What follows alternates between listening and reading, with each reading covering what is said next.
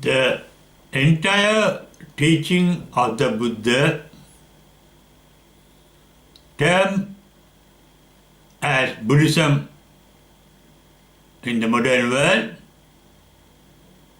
is aimed at ending suffering. Suffering is the word that refers to the term dukkha the Buddha used in his teaching. Ending of suffering in the Buddha's language is called dukkha nirodha.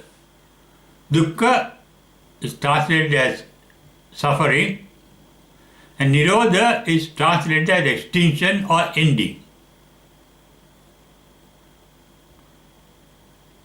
The suffering is of two types. We undergo physical suffering, material suffering, and also mental suffering. And that suffering gives us a pain of mind. In Buddha's language, it is called dukkha dukkha, suffering, but it is the mental suffering. That mental suffering is due to a change or transformation of our mental state, transforming the mind from happiness into unhappiness, or from a neutral state into a suffering state or unhappy state. And that is called viparinama dukkha. The suffering arises when we think of suffering. When there is suffering, we may have a suffering that you like, certain warmth, and suffering certain warmth or heat that you dislike. When it is burning, when it is warm, you like it. When it is hot, you don't like it. And the suffering is due to the thought, I want this, I don't want this. I like this, I don't like this. I want to have it, I want to get rid of it. Those are forms of thought. They are called sankhara dukkha.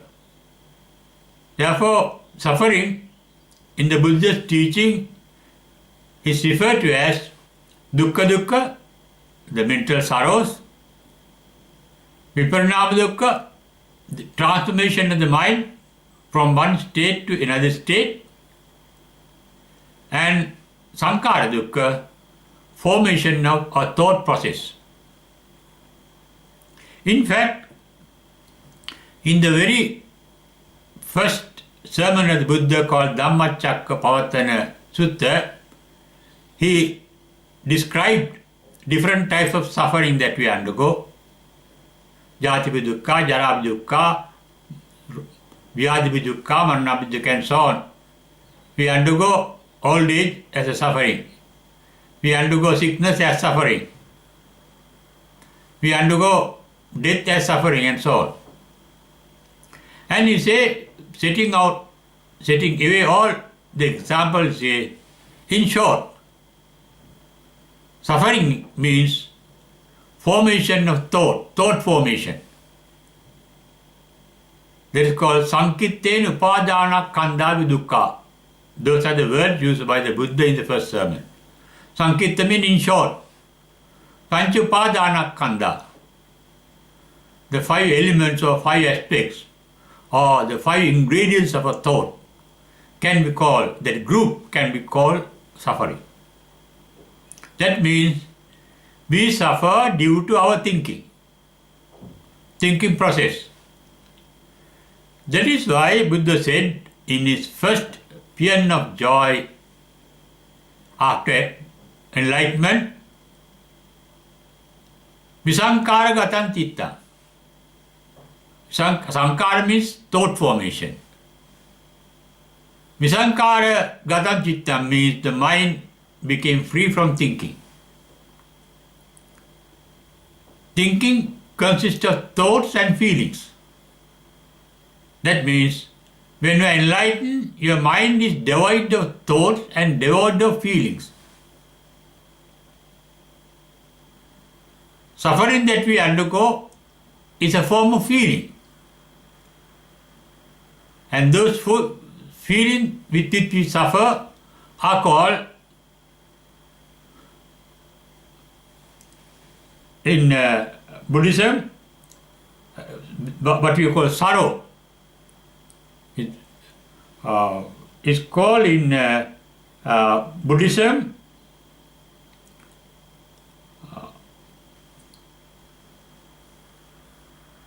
domanassa.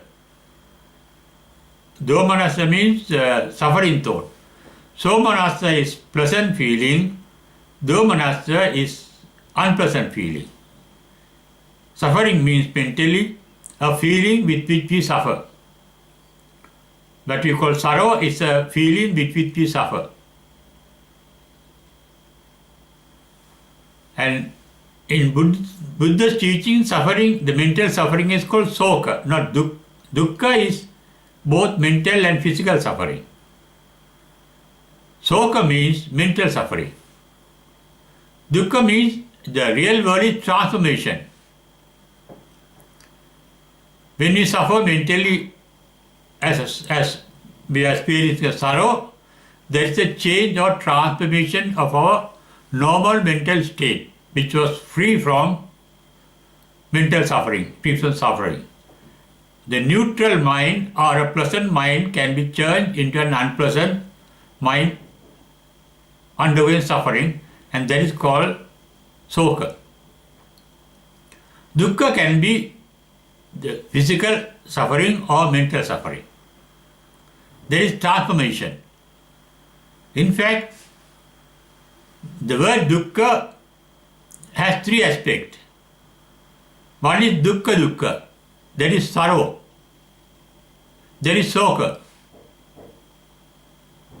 Then there is viparinama dukkha, that is due to the mental suffering, due to a transformation of our mental state from neutral into a suffering state, or from a happy state into an unhappy state. And all that transformation is brought about by a thought formation, and a thought formation in the Buddha language is called upadana khandha. Every thought is an aggregate of 5 aspects that we consider as ours, and they are called pancha upadana khandha. In the first teaching or the first sermon of the Buddha called Dhammacakkappavattana, he says, after describing the different forms of mental and physical suffering we undergo, he said, Sankittena pancha upadana khandha dukkha. The 5 aggregates of our thought formation can be called the real suffering, the basic suffering, in a summary. A thought is formed by 5 elements or 5 aspects, or 5 events we may call it. We start with the rupa. Rupa here is not the form, but is the rupatitiko bhikkhava rupam, stimulation of a sense organs by a sense object. A form that we see is a sense object. A sound we hear is a sense object. The smell we detect from our nose is a sensory object. The taste that we detect from our tongue is a sense object. The touch that we experience through our bodily sensation is called pottabha, or in the Pali language, feelings. And also there is sensation of our mind, that is our brain, by cropping up of our memory recorded in the brain and bringing an image into the mind. And the formation of a thought consists of the stimulation of sense organ called rupa, vedana, sensation produced by that stimulation, it may be pleasant, unpleasant or neutral, and a signal sent by the particular sense organ, eye, ear or nose, to the brain to recognize, in order to recognize the object that caused the stimulation, and that is called sanya signal. And after signal, the brain recognizes what it is. Oh, I see my father, mother, my enemy, my friend, my girlfriend, my boyfriend, and so on. And you generate thoughts on that image that you see in your brain, in your mind. And that thought formation is called sankhara. And all those four aspects we are conscious of. And that consciousness is called vijnana. Therefore, thought is formed by 5 aggregates: rupa, vedana, sanya, sankhara, and that is the suffering. Therefore, if thinking is suffering, cessation of suffering means cessation of thinking. As I mentioned, Buddha uttered in the first sermon that suffering is nothing but our thinking. And the cessation of suffering called dukkha nirodha. Dukkha is suffering. Nirodha means cessation. Cessation of suffering is nothing but the cessation of thinking. In the first period of joy after enlightenment, Buddha said, at the enlightenment, visankara gatan citta. My thinking process ceased at the enlightenment, non-thinking. Thinking is promoted, stimulated by our attachment to things, our resentment of things, and our unawareness or inattentiveness or ignorance of certain things. They are called raga, dosa, moha in Pali. Raga means attachment. Dosa means resentment. Moha means ignorance that rise to our thinking. To ignore something, we have to think. To get rid of thing unpleasant, we have to think. To be attached to something and to keep it even for the future, we have to think. And thinking arises in this way from attachment, resentment, and ignorance according to Buddha's teaching. Enlightenment means the cessation of raga, dosa, moha. Cessation of raga is called vitaraga. The mind at that stage is not attached to any sensory object. No attachment to anything. There is awareness, no attachment. Awareness is recognition. The mind becomes aware. Sanya Vedaita. The enlightened mind knows what the signal is as it is given by the sense organ. For example, when the Buddha sees Reverend Ananda, he knows that is Ananda because the eye gives a signal to the brain and brain has the memory of the Ananda, and with that the Buddha recognizes Reverend Ananda in his sight or in his thought. Thinking arises, as I mentioned earlier, by going further into the recognition. In the enlightened one, sensation stops with the recognition of the sensation. Sanya Vedaita. It ceases temporarily at the Sanya Vedaita Nirodha. In the dhyana, in the absorption called Sanya Vedaita. No sensation, no recognition of sensation. And finally, it ceases at the final passing away called Paranibbana. Till then, the enlightened mind are aware of all sense or stimulations, but no thinking process, no feeling process with regard to what it becomes aware. That is why it is said in the Mahamangala Sutta, Puttassa loka dhammehi chittang asana kampati.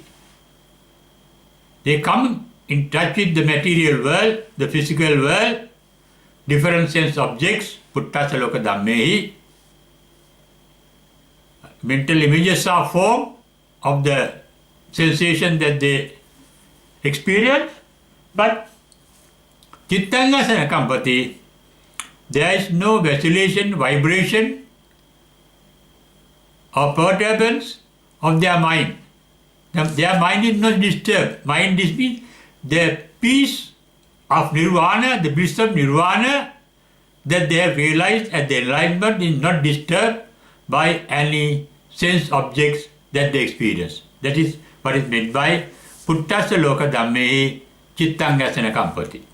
Therefore, asokam, they have no mental suffering. Because virajam, their mind is free from all mental defilements. Kemam, they have no fear. They have no fear of losing their security. Kemam means their mind is fully secured. Fully secured, kemam. That means that mind can turn into a state of suffering by anything in the world. And that non-motion of the mind, not moving of the mind, non-transformation of the mind from a blissful state to a suffering state is said, puttassa loka dhammehi chittang yasya nakampati. Asokam virajam kemam, and that is the highest bliss. Tesam mangalam uttamam. Highest bliss is non-suffering of the mental state due to any physical transformation, physical change. Even the enlightened one grow old, they decay, their body decay. Their body decays, but they don't suffer due to that decay. They feel hunger, they feel thirst, they feel tiredness. But the mind is not suffering due to those mental or physical transformation. That is state of an enlightened mind. And that mind is free from the element called karma. Karma is the mental magnetism. There is no mental magnetism that can change the mind. Change is when the mind is magnetic, when there is a magnetic element in the mind, it can get attracted by something and repulsed by something. Attraction can cause a higher bliss and repulsion can cause the loss of bliss. Buddha in the Alagadupama Sutta says, after his enlightenment, people praise him a lot.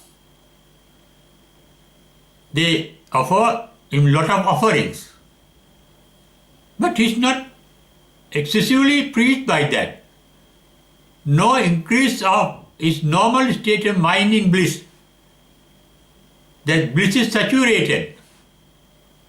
No more bliss can come to the mind. No praise, no offerings can bring him extra bliss into the mind. And that bliss is permanent, eternal. People may disgrace him, speak ill of him, insult him, but his mind is not disturbed. That bliss of mind, achieved at enlightenment, does not get diminished. By praise, it does not get increased. By blame, it does not get diminished. That is stable of a mind. Puttassa loka dhammehi chittang yasya nakampati. It is for us to reach that state of mind that the Buddha taught us for 45 years. And that is the ultimate aim of practicing Buddha's method of enlightenment and studying the Buddha's teaching and practicing Buddha's teaching. Thousands and thousands, not thousands, millions and millions achieved that state free from suffering by following the Buddha's teaching. Suffering means the mental suffering. Nobody can stop physical suffering. Even Buddha cannot. He also underwent sickness. He also underwent old age. He also underwent physical weaknesses of the old age. He also had hunger. He also had thirst. He also had tiredness.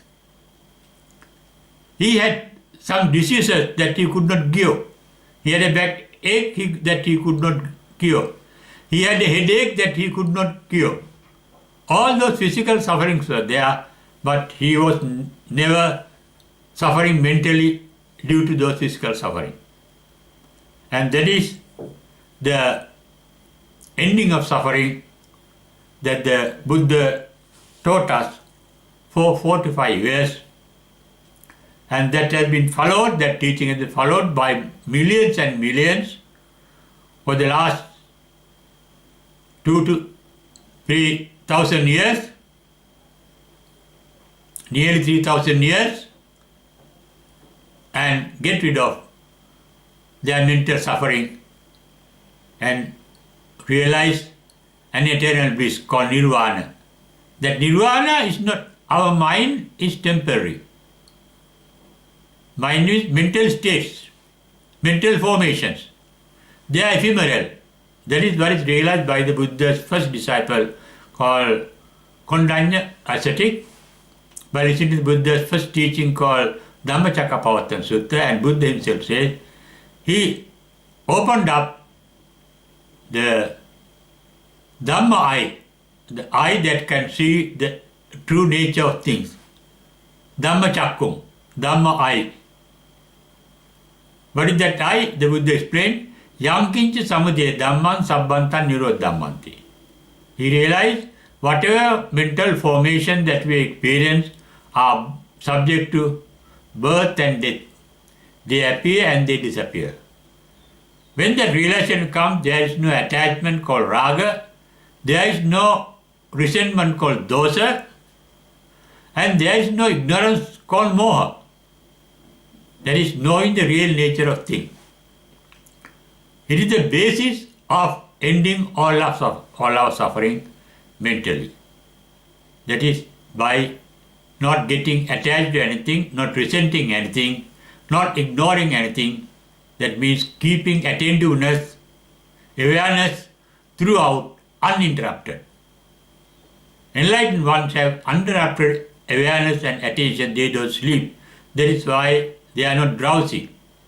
Their mind is not closed. And that is referred to as a Jagaryana Yoga. They lead a life sleeps. There is no need for sleeping. We need sleeping when the mind becomes tired by suffering. They don't suffer mentally. Therefore, their mind is never tired. There is no tiredness in their mind. That is called, in the sublime stage, called Metta, Karuna, Mudita, Upekka. Mudita is that altruistic joy.